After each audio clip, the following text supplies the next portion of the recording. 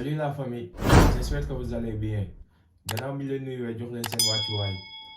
ñoo fi ñëw nar a wax ci Samba Ka ku nekk gis nga li ko dal dafa doon cambriolé ba jàpp ko ba instant yi nii mu ngi ci loxoy yoon. Mais avant ñoo dugg ci sujet bi dañuy ñaan képp ki nga xam ne nii yaa ngi soog a seetaan suñu vidéo wala gan nga ci chaîne bi nga abonné ci chaîne bi aimé vidéo bi wax ñu sa xalaat ci commentaire yi.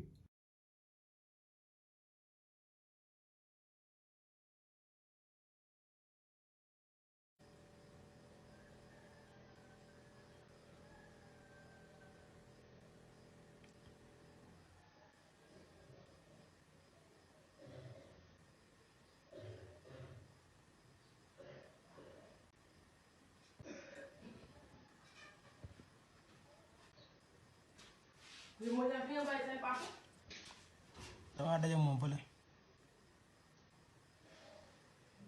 yaa xool ko. sama gars yi vidéo yi ñoo ko seetaanandoo ku nekk gis nga Samba Ka li ko dal mu dugg ci benn boutique di cambriolé bañ jàpp ko ba vidéo surveillance yi jàpp ko ndax gars yi biñ ko laajtee def na ne ay parents ñoo ko doon topp di ko laaj xaalis ak jabaram ak lu nekk ndax lan nit ku siiw la ndax Sénégal tamit yàgg naa ko wax ci samay vidéo ba ci vidéo Fifi Doro biñ mujjee def yàgg naa wax Sénégal moom ku jug na ne dama bëgg doon star te ku ci am 10 000 followers ci TikTok bi wala ci Instagram bi rek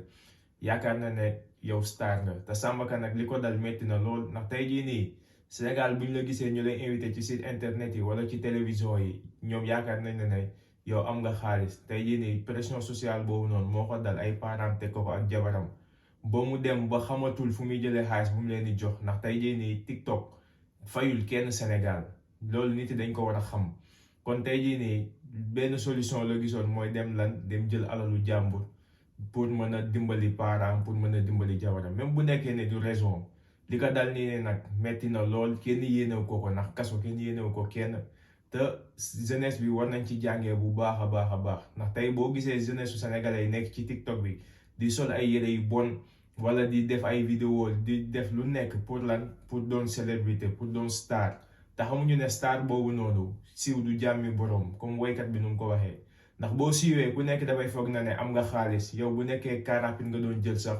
dangay am kersa jël car rapide léegi da ngay bëgg a jël taxi bëgg a am vue de luxe te vue de luxe boobu noonu yow li ngay def muy TikTok bi wala Instagram bi wala nga doon leneen ak leneen xaalis bi nga xam ne nii sax yaa ngi ciy gagné du doon xaalis bu la doy kon da ngay bëgg di yóotu leneen moo lay yóbbu ba nga def li nga xam ne nii waroo ko def tey Samba Ka nag loolu moo ko dal dem na ba def loo xam ne ni waru ko def ba loxoy yoon jàpp ko di ñaan nag waa Dakar Buzz mi nga xam ne nii ñoom ñoo ko invité woon di ko def ay interview warale ko Dakar fu nekk ñu def ci social jàppale ko ba Samba Ka génn fu mu nekk bu jaree sax ñu wutal ko liggéey bu génnee ci li mu nekk nii nga xam ne dina mën a dimbali jabaram mën a dimbali parents te parents yi tamit ñu yërëm seen doom yi bañ na ne diw siiw na rek invité nañ ko télévision invité nañ ko fii nii léegi am na xaalis di la topp di la laaj xaalis ba nga dugg di def loo xam ne ni waroo ko def sama gars yi vidéo bi tey loolu la woon di leen jox dig daje ci beneen yoon ci beneen vidéo jërë ngeen jëf